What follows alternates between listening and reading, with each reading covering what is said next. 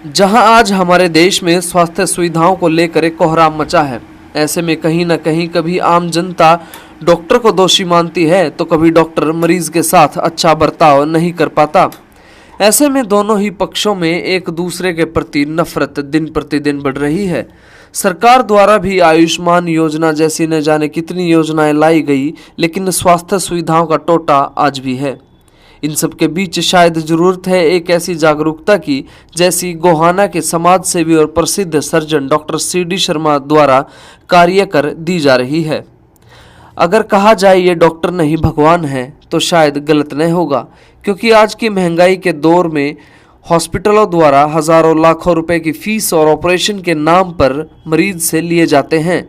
ऐसे में शांति हॉस्पिटल गोहाना द्वारा मात्र 10 रुपए की ओपीडी के साथ बहुत ही मामूली खर्च पर मरीजों को स्वास्थ्य सुविधाएं दी जा रही हैं। इसीलिए तो सुबह 5 बजे से ओपीडी के लिए लाइन लग जाती है और इसके साथ ऑपरेशन से लेकर मेडिकल स्टोर से दवाइयां व लैब टेस्टों के रेटों को खुद डॉक्टर सी.डी. शर्मा अपनी निगरानी में रखते हैं। उनका एक ही मकसद है, राष्ट्रवाद का शंखनाद शोर से नहीं, एक अच्छी शुरुआत से किया जाए। सस्ता इलाज मुहैया करवा देश की तरक्की में डॉक्टर सी.डी. शर्मा एक अतुल्य योगदान दे रहे हैं। हमारी खास मुलाकात में हमारे साथ मौजूद हैं जाने माने चिकित्सक, जाने माने सर्जन और जाने माने समाज सेवी डॉक्टर सी.डी. शर्मा जी। उनसे जानते हैं सर, आज के इस ज़माने में जहाँ डॉक्टरों द्वारा हज़ारों रुपए मरीजों से फीस ली जा रही है, तो अपने हॉस्पिटल में किस तरह की फीस मरीजों से लेते हैं? अपने हॉस्पिटल में हम no profit no loss base पे काम करते हैं और चार्जेस ऐसे हैं कि अपने अस्पताल के खर्चे भी निकल जाते हैं और जो गरीब आदमी है उन पर ज़्यादा बोझ भी नहीं पड़ता। डॉक्टर साहब, आप जाने माने सर्जन भी हैं, तो ऑपरेशन के लाखों रुपए वसूले जाते हैं, गरीब मरीज के लिए काफ़ी मुश्किल हो जाती है, तो अपने हॉस्पिटल में किस तरह की ऑपरेशन की फीस मरीजों से?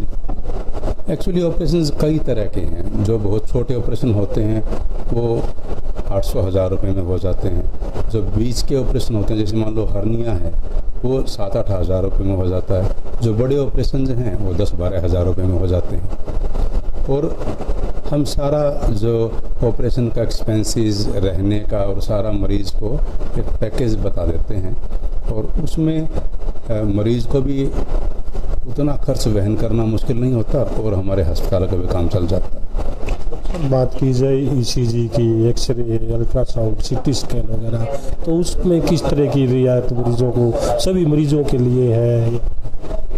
किस तरह की रियायत? ये सभी मरीजों के लिए रेट्स हैं। एक्चुअली सन 2005 में हमने गोहाना में शहीद भगत सिंह की प्रतिमा लगाई। उस महापुरुष की प्रतिमा लगाने के वक्त हमने ये सोचा कि कम से कम अब हम लोगों के स्वास्थ्य की कीमत पर लाभ नहीं उठाएंगे। ऐसे महापुरुष का नाम लेते हैं तो कुछ तो उनके पद चिन्हों पर चलने की हम कोशिश करें। इसलिए हमने ईसीजी 30 से 40 रुपये में, अल्ट्रासाउंड 140 रुपये में और अपने इंडोर जो चार्जेज हैं हॉस्पिटल में, हम अगर दिन में मरीज रहता है सुबह से लेकर के रात के 9-10 बजे तक, तब हम 400 रुपया चार्ज करते हैं और अगर वो 24 घंटे मरीज स्टे करता है तब हम उसके 500 रुपये लेते हैं। और इसके अलावा अपने अस्पताल में मरीज से इमरजेंसी में कोई चार्ज नहीं लिया जाता। हम ये सोचते हैं कि जब मरीज़ इमरजेंसी में आता है तो उसको काफ़ी हेल्प की ज़रूरत होती है। ये ध्यान में रखते हुए हमारे अस्पताल में, शांति हॉस्पिटल में, कोई इमरजेंसी चार्जेज नहीं है। सब बात की जाए कैंप वगैरह की, तो जो बाहर भी अपने हॉस्पिटल की तरफ से मरीजों के लिए कैंप वगैरह आयोजित किए जाते? हमने अभी तक गोहाना में 93 कैंपों का आयोजन किया है। 1995 में 1995 में गोहाना शहर में काफ़ी फ्लड आई थी। उस दौरान हमने गोहाना प्रॉपर में और आसपास के गांव में 27 कैंप लगाए थे। तब से लेकर लगातार हम हर साल 2, 3, 4, 5 कैंप्स लगाते हैं और अमूमन ये हम गरीबों की बस्तियों में लगाते हैं और उनको 5 से 7 दिन की दवाएं प्रदान करते हैं और अच्छे स्तर की दवाइयाँ उनको देते हैं। तो ये सिलसिला हमारा जारी है और अभी हमने ये सोचा है कि अब बारिश के दिन हैं, बीमारियां फैलेंगी, तो अगले 4-6 हफ्ते में हम गोहाना में और इसकी पेरीफ्री में 6-7 कैंप लगाएंगे। उम्मीद है कि इसी महीने या उससे अगले महीने तक हमारा जो 100वां कैंप लगाने का मकसद है वो पूरा होगा। डॉक्टर साहब, बात की जाए समाज सेवा की, आप डॉक्टरी के माध्यम से भी समाज सेवा करें, लेकिन हम पिछले काफ़ी दिनों से देख रहे हैं गरीब आदमी है, समाज का को न्याय दिलाने के लिए आप सरकार है, प्रशासन है, उससे भी टकराती रहती है। देखो, इस मामले में हमारी सोच ही है कि हम सरकारी संस्थानों से पढ़े हैं, हम मुफ्त में पढ़े हैं और इन संस्थानों का जो सारा खर्चा है वो अप्रत्यक्ष करों के रूप में गरीब लोगों की जेबों से ही आता है। तो हम उन गरीबों का कर्जा कैसे अदा करें? और वो समाज अभी भी अशिक्षित है, समझ नहीं है और प्रशासन से डरता भी है। तो हम जैसे लोग ये कर्तव्य समझते हैं कि हम उनके प्रतिनिधि के रूप में उनकी समस्याओं को उठाते हुए सरकार से, प्रशासन से या कभी पुलिस के पास जाना हो तो पुलिस से हम ऐसे करके उनकी हेल्प करने की कोशिश करते हैं। डॉक्टर साहब, बात की जाए समाज की, समाज डॉक्टर को एक भगवान के रूप में देखता है, लेकिन कहीं ना कहीं आज समाज के नज़रिए में भी बदलाव है, तो कहीं ना कहीं डॉक्टर वर्ग से भी कहीं ना कोई चूक हुई है। तो क्या मानते हैं, किस प्रकार की चूक? एक्चुअली इसमें 2 बातें हैं। एक तो धीरे धीरे हमारा जो स्वास्थ्य का सरकारी ढांचा है उसको सरकार ने बर्बाद किया है। अभी भी हरियाणा में लगभग आधी डॉक्टरों की और पैरामेडिकल नर्सिस की पोस्टें खाली पड़ी हैं। इसके अलावा जो शिक्षा है उसकी गुणवत्ता के अंदर भी फर्क आया है। सरकारी मेडिकल कॉलेजेस के अंदर प्राइवेट कंपनियों का प्रवेश करवा दिया गया है।